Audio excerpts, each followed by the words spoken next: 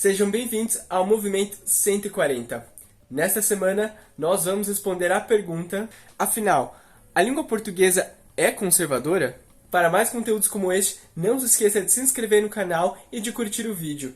Você também pode deixar suas sugestões ou dúvidas sobre a língua portuguesa nos comentários abaixo. A resposta para essa pergunta é sim e não, mas talvez essa resposta não seja exatamente o que você está pensando. Para entender melhor essa questão, nós temos que resgatar as origens da língua portuguesa, ou seja, o processo de romanização e implantação do latim. Depois disso, você vai entender por que o português e o espanhol dizem, por exemplo, dia, e outras línguas românicas como o italiano, o francês e o catalão dizem algo completamente diferente. Com a expansão do Império Romano, a Península Ibérica, assim como boa parte da Europa, foram romanizados e, é claro, com essa romanização vieram também novos elementos sociais, culturais e, é claro, linguísticos. O latim era a língua oficial do Império Romano, mas apesar do que muita gente pensa, ela não era homogênea no território, ou seja, ela não era usada igualmente por todos os falantes em todas as regiões do Império Romano. Até porque a língua latina foi se espalhando durante séculos e os colonos que levaram essas línguas para as outras regiões vinham também de contextos socioculturais diferentes e também tinham um passado linguístico diferente. Na Península Ibérica, que é hoje o território ocupado por Espanha e Portugal, o latim chegou no século III a.C., mas todo o processo de romanização levou 2 séculos. Isso tudo mostra que foi um processo muito demorado e lento.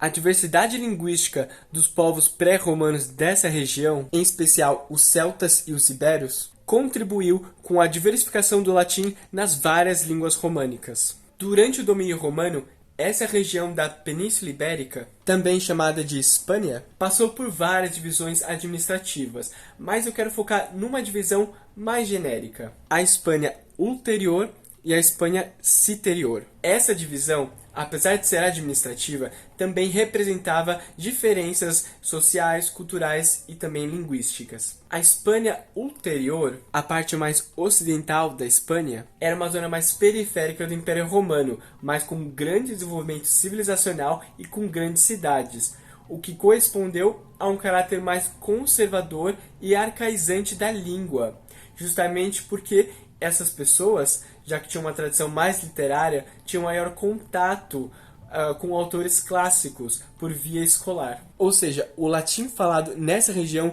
tinha uma feição mais culta, mais conservadora. Vamos lembrar que é dessa região, mais a noroeste, na Galiza, de que veio o galego-português, que deu origem à língua portuguesa. Já na Hispânia Citerior, na parte mais oriental da Espanha, os colonos eram de tipo agrícola, pertencentes à camada rural. As cidades eram grandes centros militares e não centros urbanos, como na outra parte da Espanha. Além disso, essa região sempre esteve em contato intenso e permanente com Roma, devido à sua proximidade geográfica. Tudo isso resultou num latim mais progressivo linguisticamente, com mais inovações.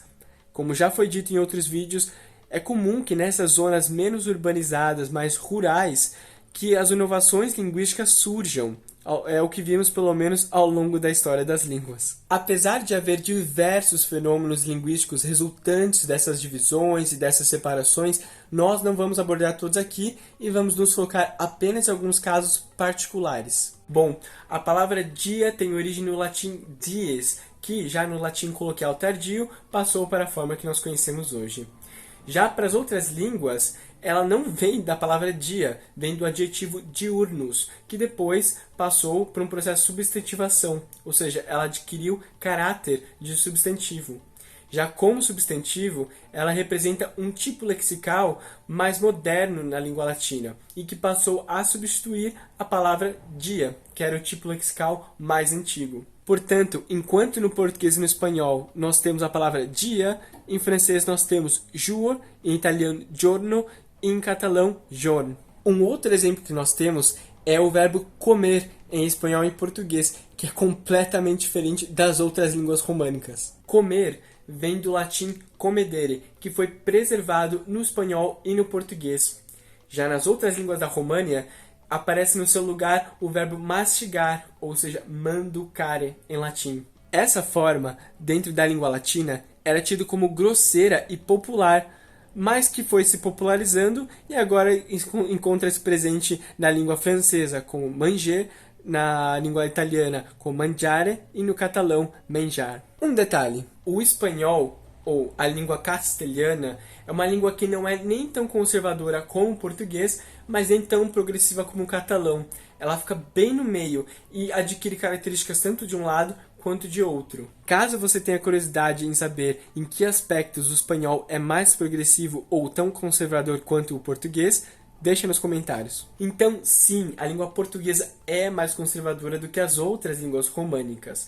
Mas isso também não quer dizer que ela não tenha suas inovações que ocorreram ao longo dos séculos dentro das suas estruturas que, comparadas ao latim vulgar e às outras línguas românicas, são sim mais conservadoras.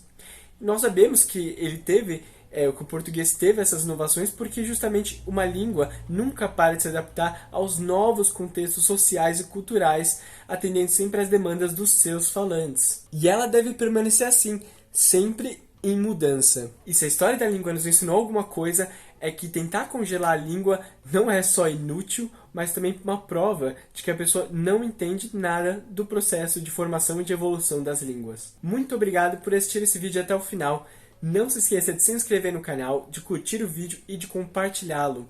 Você também pode deixar as suas sugestões e dúvidas sobre a língua portuguesa aqui na caixa de comentários abaixo. Muito obrigado!